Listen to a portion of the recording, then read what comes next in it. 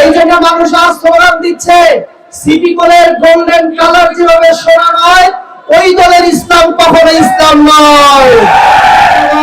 বাংলায় প্রায় 5 কোটি শিক্ষার্থী, যদি এই শিক্ষার্থীদেরকে আমরা জনসম্পদে রূপান্তরিত করতে পারতাম, তাহলে বিদেশ থেকে হায়ার করে, ইন্ডিয়া থেকে হায়ার করে, চায়না থেকে হায়ার করে বাংলাদেশের তিস্তা মহাপরিকল্পনা বাস্তবায়ন করতে হতো না। আমার দেশের সন্তানদের যদি শিক্ষায় ভর্তিকে দিতে পারতাম, আন্তর্জাতিক সূচক অনুযায়ী প্রদত্ত বাজেটের 20% যদি আমরা শিক্ষা খাতে বরাদ্দ দিতে পারতাম, বাংলাদেশের একজন শিক্ষার্থীও ঝরে পড়তো না।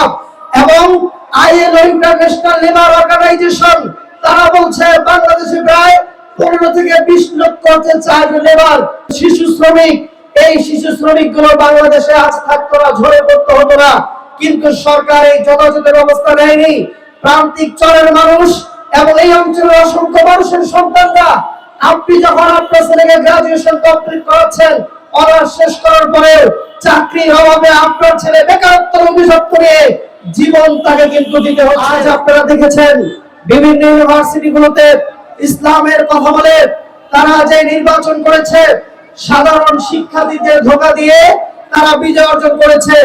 এরপর আমরা দেখেছি ডাকসুতে, এই ডাকসু প্যানেল যারা বিজয় হয়েছিল, তারা সাধারণ শিক্ষার্থীদেরকে ইসলামের নামে ধোঁকা দিয়ে নারীদেরকে নিয়ে কনসার্টের আয়োজন, ড্যান্সের আয়োজন করছে এবং সাধারণ শিক্ষার্থীদেরকে তারা আজকে বিড়ি হাতে তুলে দিচ্ছে। আজকে যেখানে কলম দেওয়ার কথা ছিল, এই জন্য মানুষ আজ স্লোগান দিচ্ছে, সিটি কলের গোল্ডেন কালার যেভাবে সোনা নয়, ওই দলের ইসলাম কখনো ইসলাম নয়। ঠিক সিটি কলের গোল্ডেন কালার যেভাবে সোনা নয়, আমরা নাকি এক্সট্রিমিস্ট, এর মানে হচ্ছে আমরা নাকি জঙ্গি, আমরা নাকি মৌলবাদী, আমরা নাকি উগ্রপন্থী। পীর সাহেব চরমনাই ইসলামের রাজনীতি করে, পীর সাহেব চরমনাই ইসলামের বাক্সকে হেফাজত করার জন্য, পীর সাহেব চরমনাই মানুষের ঈমানকে হেফাজত করার জন্য, ক্ষমতার মোহকে ভুলে গিয়ে একমাত্র ঈমান রক্ষার জন্য ওয়ান বক্স পলিসিকে সামনে রেখে হাত পাকার একক প্রার্থী সারা বাংলাদেশে দিয়েছেন। আমেরিকা যদি আমাদের মৌলবাদী বলে, ইসলামে থাকার কারণে আমাদের যদি জঙ্গিবাদী বলে, ইসলাম রক্ষা করবার কারণে আমাদের যদি উগ্রপন্থী বলে, পীর সাহেব চরমনাই আমেরিকাকে পরোয়া করে না।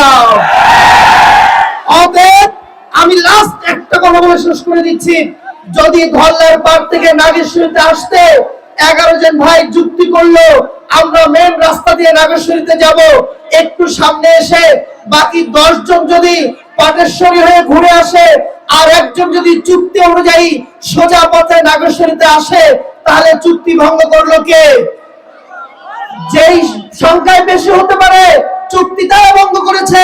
অতএব পীর সাহেব চরমনাই ইসলামকে ক্ষমতায় নেওয়ার জন্য, ইসলামকে রাষ্ট্রভাবে প্রতিষ্ঠার জন্য চুক্তি করেছিল।